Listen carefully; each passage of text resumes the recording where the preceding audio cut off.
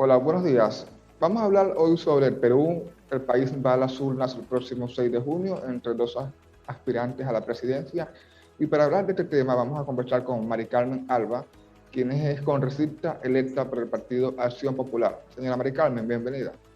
¿Cómo estás, Alejandro? Gracias por la invitación a América 24 horas. Gracias a usted por su tiempo. Le voy a consultarlo primero inicialmente sobre el debate presidencial de anoche entre ambos candidatos. ¿Qué le pareció las propuestas de ambos? No creo que el formato del Jurado Nacional de Elecciones no ayudó mucho, fue muy largo, cortaban por el tiempo a los candidatos, creo que muchos comerciales, muchos videos, creo que eso ha hecho que la gente no esté tan enganchada, ¿no?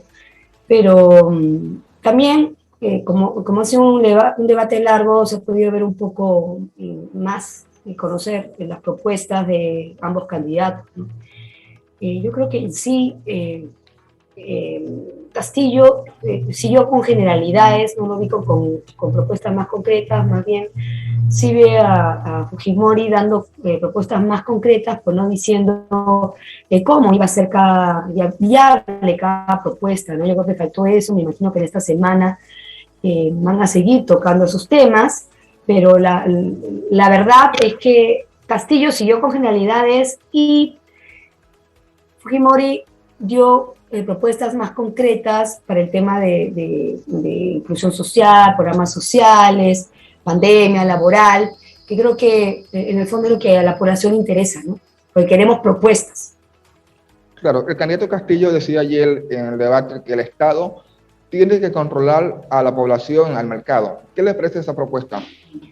Bueno, ya me pronuncié en mis redes, a mí yo escuché eso y dije, ¿qué? ¿Qué es esto? Porque la verdad que eso sabemos que es el comunismo, ¿no? O sea, ningún gobierno puede controlar a la población y al mercado, ¿no?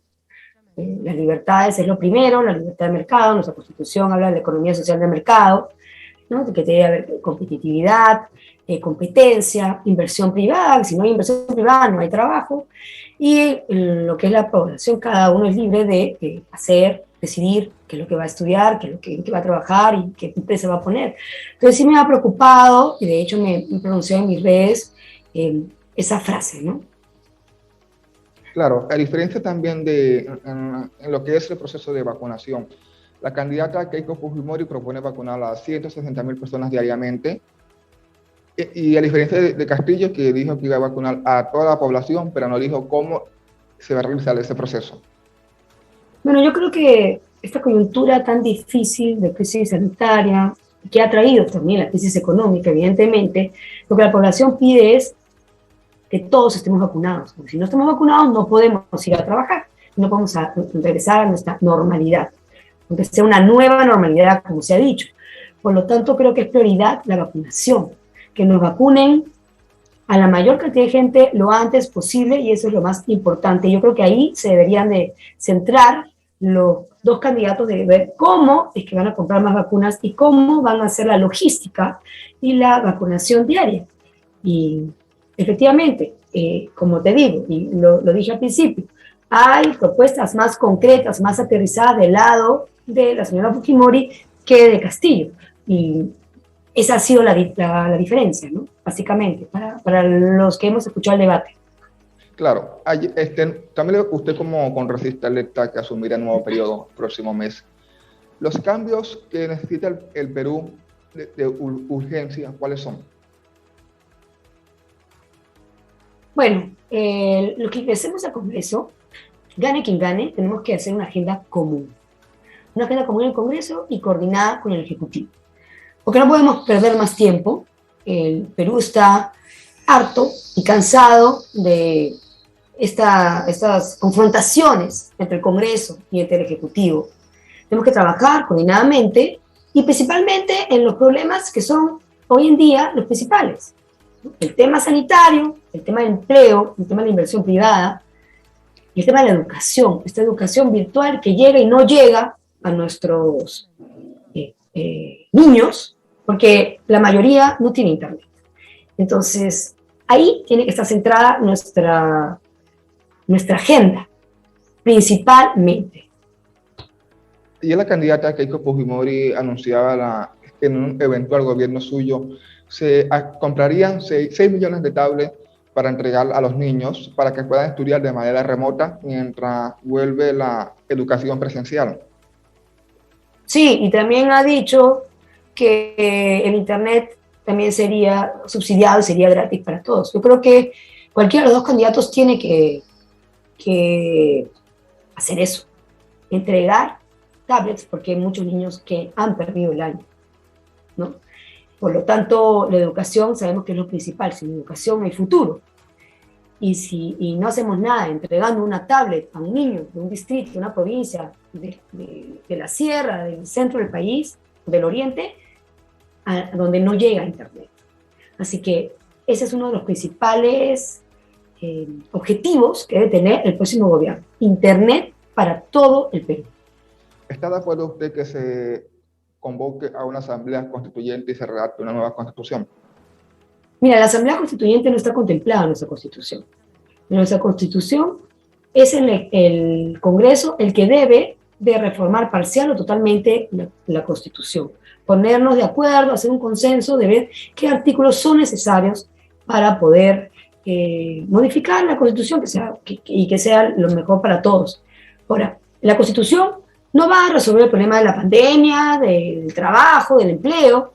No, es un tema que se puede ir viendo y modificando en transcurso de estos 5 años que vamos a ser congresistas. Ahora el tema es otro. El tema es del Ejecutivo, que el Ejecutivo tiene que ejecutar, plantear políticas viables para resolver estos problemas. La Constitución no cambia nuestro problema de hambre, de educación, de empleo y de inversión privada. Más bien, si lo primero que hacemos es cambiar la Constitución, los inversionistas van a estar viendo desde afuera a ver cómo va a ser esa Constitución y no van a venir a invertir. Y si no hay inversión, no genera empleo, ¿no? Así que hay que modificar, siempre hemos dicho que se puede modificar, la Constitución se puede modificar, nosotros nos vamos más por el tema de la reforma política. Nosotros estamos de acuerdo con la bicameralidad, con el voto voluntario, con renovación por tercios de los congresistas. Hay varios temas que Acción Popular siempre ha planteado, pero se dijo, nuestro candidato Johnny Liscano, y en las elecciones, que había que hacer modificaciones, pero, por ejemplo, nosotros, y tanto con nuestro candidato, no estamos de acuerdo con el cambio de la economía social de mercado, con el cambio de la política económica, y tampoco con el cambio del rol subsidiario del Estado. Que hay que ajustar algunas cosas, siempre se puede ajustar, siempre se puede mejorar. Para mí es un tema de gestión, un tema de los funcionarios que no están gestionando bien y que no está llegando los recursos que le dan tanto a los gobiernos regionales como a los ministerios, no está llegando a la población. Es un tema de gestión. Pero no, personalmente no es un cambio de constitución. ¿Necesita el Perú que se regularice la prensa? No te escuché. ¿Necesita el Perú que se controle a la prensa, se apliquen normas, se regularice? Bueno, nosotros como Acción Popular y con Fernando Belaúnde Terry fuimos lo que entregamos la prensa después de 12 años de dictadura que fueron tomados por Velasco Alvarado desde el principio, y en el año 74 fue todo, en Miraflores hubo, la gente salió a las calles, entre ellos mi padre Miguel Árbol Landini, de Acción Popular, periodista, salió a la calle, Alejandro, y fue tomado preso por defender la toma de los medios de comunicación por parte del gobierno. Por lo cual, en lo que a mí respecta, para mí lo más importante es la libertad de expresión, la libertad de opinión y el respeto a los medios de comunicación. Sabemos que, claro, siempre hay medios de comunicación que pueden abusar un poco, pero esa es parte de la libertad. Cada medio tiene su línea política y vivimos en una democracia. Nosotros no podemos decirle a un periódico o a un medio de comunicación cómo tiene que dar las noticias o qué tiene que poner. Si no, esto no sería una democracia. ¿Qué le ha parecido? Bueno, sabemos que el Congreso anterior que fue disuelto por el expresidente Vizcarra fue muy controvertido y esto le ha costado mucho a la candidatura de Keiko Fujimori, pero ya ha prometido, bueno, se ha disculpado en reiteradas oportunidades y ha ofrecido cambios, mejoras para el país. Esa propuesta de la candidata, ¿usted las tres. Porque, bueno, mucha gente las cuestiona, las critica, porque ya su gobierno, su partido, obtuvo más de 70 legisladores en aquel entonces, y las cuestionan por no aprobar leyes. Ayer dijo que su movimiento aprobó las leyes como la muerte civil, lo que significa la inhabilitación de corruptos. Pero, ¿qué tanto le habría costado eso a la candidata? Mira, Alejandro, esta segunda vuelta es una segunda vuelta que nadie se imaginó y que nadie la quería ver, definitivamente. Para Acción Popular, para una acción populista, votar por estas dos candidaturas, optar por alguna de ellas, es muy difícil. Porque nosotros no somos ni izquierda radical y siempre hemos sido antifujimoristas. Hemos luchado contra el gobierno de su padre, ¿no? Mi padre era diputado cuando cerraron el Congreso en el 92, así que yo vi todo lo que pasó, salimos a las calles, pero en este momento creo que es un tema muy difícil y nosotros como en nuestro plenario del 15 de mayo hemos sacado un comunicado en el que efectivamente hemos establecido y hemos dicho por qué no nos gusta una candidatura y no nos gusta la otra. Pero que esto es lo que ha querido la población y tenemos dos candidaturas, que tenemos que votar por la libertad y la democracia. Lo que nosotros, cada uno, cada acción populista piense que es libertad y democracia. Por lo tanto, yo creo que, como te menciono, es muy difícil. De hecho, los accionistas deben estar hasta el último momento pensando por quién votar. Muchos ya tendrán su voto definido. Pero lo que más nos preocupa es el cambio total del modelo económico, de las libertades políticas, libertades individuales y sobre todo el respeto, ¿no? El respeto a los derechos constitucionales y a la Constitución.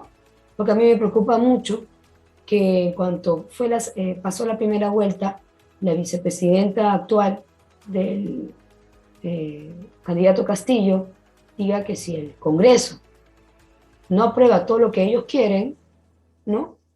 Va a cerrar el Congreso. Y no va a cerrar el Congreso constitucionalmente, ¿no? Porque sabemos que es difícil cerrar el Congreso, tiene todo un procedimiento. No, de hecho que lo va a cerrar, porque le va a molestar tener un Congreso que no le mire la cara, y de eso no se trata. Nosotros sabemos que el Congreso fiscaliza, ¿no? Representa, legisla y fiscaliza. ¿A quién fiscaliza? Fiscaliza al Ejecutivo.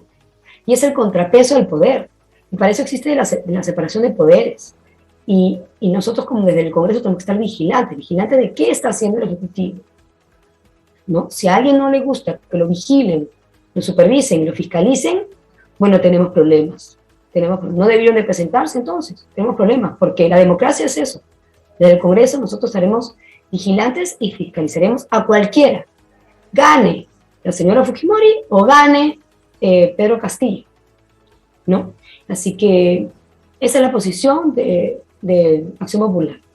¿Usted estuvo de acuerdo con que el expresidente Vizcarra destituyera el Congreso anterior? No, cuando cerró el Congreso, por supuesto que no estuve de acuerdo. Yo estuve ahí presente porque yo trabajaba en el Ejecutivo con el Congreso. Así que estuve adentro y sé todo lo que pasó. No estuve de acuerdo. Nosotros como Acción Popular defendemos las instituciones. Fernando Balón de Terry, nuestro líder y fundador, respetaba las instituciones y nos enseñó esos valores. Él jamás hubiera cerrado un Congreso que le fuera... que no la apoyara, como fue en el primer gobierno. En el primer gobierno del año 63, Belaúnde no podía gobernar. Censuraban a sus ministros todos los meses, a los mejores ministros. En el que estuvo mi tío como ministro de gobierno, en ese momento se llamaba ministro de gobierno, que era el actual ministro del Interior. Así que nosotros... gobernamos en democracia y sabemos que el Congreso tiene que estar ahí no para mirarnos a la cara, sino para fastidiarnos, para fiscalizarnos, para supervisarnos. Eso es la democracia. ¿Y qué es la democracia y qué es la política? Llegar a consensos, conversar, dialogar. Jamás cerraríamos un Congreso, por ninguna causa. Claro, la medida también fue condenada por muchas instituciones de derechos humanos a nivel internacional que condenaron esta medida del presidente Vizcarra.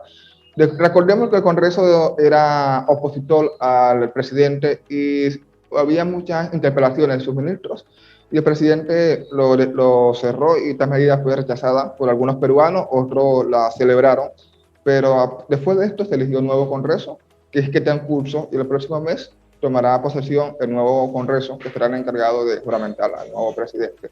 Señora Mari Carmen, ¿qué tan difícil actualmente, dice porque me dicen Lima no es Perú, qué tan difícil está la situación al interior del país? Bueno, para complementar tu comentario, el Congreso anterior interpeló a 2 ministros, fue Educación y Zavala, fueron los que cayeron, ¿no? Y efectivamente, sí fue un Congreso complicado, pero cuando uno está en esa situación, esa coyuntura, es cuando más uno tiene que dialogar y mostrar que uno puede llegar a consensos y que uno es líder y político y presidente, ¿no? Por eso está ahí. Lo más fácil es cerrar el Congreso. Claro, ¿qué diferencia entre Lima y provincias te refieres en general? Que hay muchas brechas sociales en general, en Lima también. O sea, la situación en la que estamos efectivamente es un voto de protesta y se entiende. ¿Qué han hecho los gobiernos anteriores con la plata y con todos los recursos que han tenido? Han hecho una mala gestión, no ha llegado a los más necesitados. ¿Cuántos alcaldes y gobernadores regionales tenemos presos o que se han escapado con la corrupción? En vez de toda esa plata que han recibido del canon minero y en general del MEF, ¿no? del gobierno central, invertirla en su comunidad y hacer trabajo social, que tanto se necesita. Es una vergüenza que Cajamarca, que es un departamento minero, sea uno de los más pobres, con toda la riqueza que tiene, ¿no? Así que el próximo gobierno, esperemos que invierta bien, que trabaje por los más necesitados, que eso es lo que se necesita, porque el Perú no puede seguir esperando, la población no puede seguir esperando de esta manera. Y yo entiendo perfecto esta brecha social y las necesidades de la gente. ¿Tú puedes creer que en Puno haya 20% de gente en Juliaca que tenga agua y el otro 80% no? Es una vergüenza. O sea, no puede ser que en el siglo XXI no tengan agua nuestros pobladores. Entonces hay muchas carencias. Por eso estamos como estamos. ¿Usted está de acuerdo con la propuesta de la candidata Keiko Fujimori que propone que el 40% del canon sea para el pueblo? Sí, mira, lo he estado conversando con varias personas a raíz de que escuché esa propuesta y me comentan que sí, y no es una propuesta nueva, es una propuesta que ya hasta los empresarios lo propusieron en algún momento al gobierno, ¿no? Y los que se oponían eran los gobernadores regionales y el MEF, ¿no? Porque claro, la plata ya no va a ir a los gobernadores regionales, va a ir de frente a la comunidad. Hay que pensar por qué se oponen ellos. Nosotros estamos totalmente de acuerdo. Yo he estado leyendo y hablando con gente especialista para ver desde el Congreso, ¿no? Cómo se puede apoyar, ingrese o no la candidata Fujimori de presidente, ¿no? Yo considero que las buenas propuestas, ya sea de uno o el otro candidato, hay que apoyarlas desde donde estemos. De eso se trata.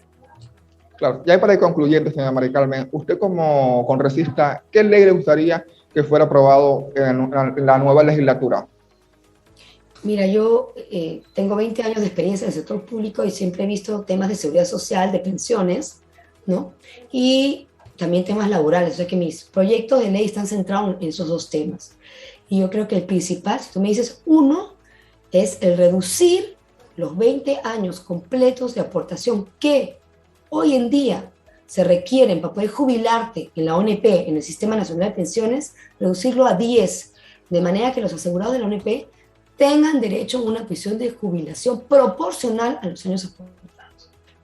Nadie se quede sin pensión, ningún asegurado de la ONP se quede sin pensión. ¿Por qué, Alejandro? Porque el pensionista hoy en día tiene derecho también a salud, a cobertura de salud por e-salud. Ya vemos lo importante que es que una persona tenga posibilidad de estar cubierto por salud a partir de los 65, 70 años. Mira todo lo que estamos viviendo con la pandemia. Todavía no salimos de eso y sabemos que va a durar muchos años más. Claro, señora María Carmen, le agradezco por su tiempo. Gracias a ti, Alejandro. Muchas gracias por la entrevista. Hasta luego. Gracias.